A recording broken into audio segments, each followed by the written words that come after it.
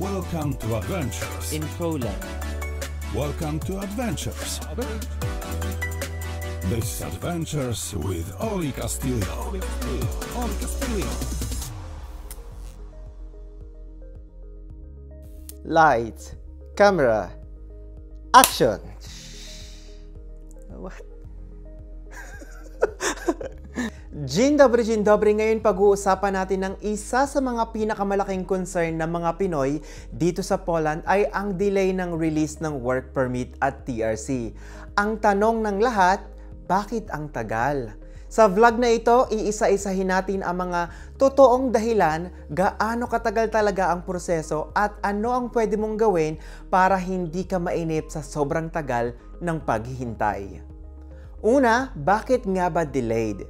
Ngayong 2025, record high ang bilang ng foreign workers sa Poland. Ayon sa data ng Polish Office for Foreigners, mahigit 600,000 applications ang pending ngayon at malaking bahagi nito ay galing sa Asia.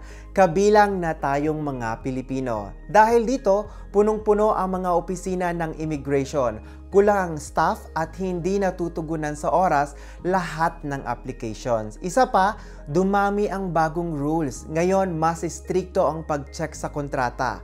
Kapag ang employer mo ay may kulang na dokumento tulad ng tax confirmation, proof of company activity, or kulang sa bayad ng ZUS or social insurance, automatic na mababalik o madidelay ang application mo. Kaya hindi lang ikaw ang problema. Madalas, nasa employer din. Gaano katagal ang processing time? Ang minimum na process ngayon ay 6 months. Pero marami ang umaabot ng 12 to 18 months bago lumabas ang TRC. May mga kababayan pa nga na halos 2 taon ang naghihintay. Depende rin ito sa voivodeship. Sa Warsaw, Krakow at Wrocław, mas mabagal dahil sobrang dami ng aplikante. Pero sa mas maliit na lungsod tulad ng Opole or Rzeszów, minsan mas mabilis at may ilan pang nakakatanggap in less than 6 months. At para sa tanong na pwede bang magtrabaho habang naghihintay, kung valid pa ang iyong visa or previous permit, oo, pwede ka pa rin magtrabaho. Protected ka ng tinatawag na legal stay while waiting for decision. Basta, tama ang pagkakasubmit ng application. Pero, kung wala ka ng valid visa at hindi ka properly registered, delikado na at illegal na ang status mo. Kaya siguraduhin na legal ang transition mo bago ka maghintay ng TRC. May epekto ba kung kukuha ng immigration lawyer? Maraming kumukuha ng abogado or legal advisor. Totoo, hindi nito pinapabilis ang release ng permit pero nakakatulong ito para siguradong tama at kumpleto ang dokumento. Ibig sabihin, mas mababa ang chance na mabalik o ma-reject ang papers mo. Kaya kung komplikado ang sitwasyon mo, malaking tulong talaga ang may advisor.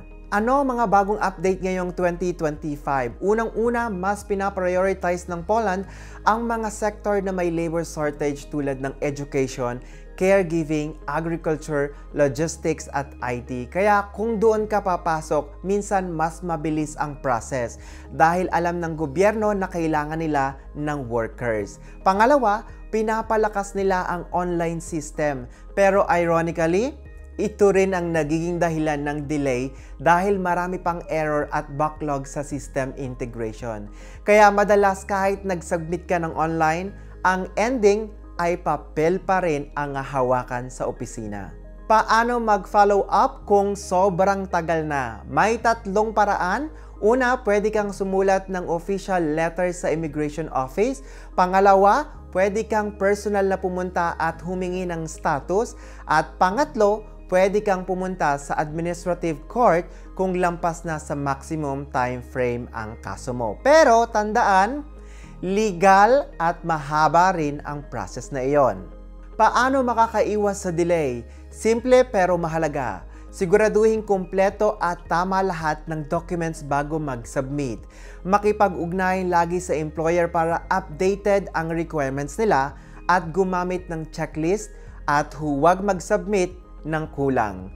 At higit sa lahat, iwasan ang mga fixer at fake documents dahil kapag nahuli ka, mas malaki ang problema kaysa sa delay.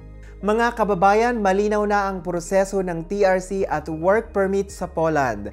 Ngayong 2025 ay mahaba at puno ng challenges. Pero kung ikaw ay legal, masipag at maayos ang papeles, siguradong darating din ang resulta. Ang mahalaga, alam mo ang rights mo at marunong kang maghintay. Kaya sa mga naghahanap ng kasagutan kung bakit matagal ang permit at TRC release, ito ang buong kwento. Hindi madali, pero posible kung tama ang proseso.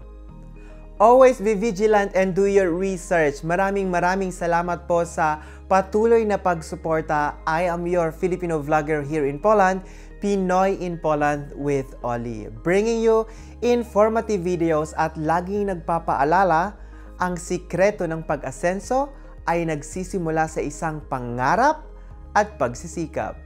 Dziękuję bardzo I do zobaczenia. Thank you and see you in the next video.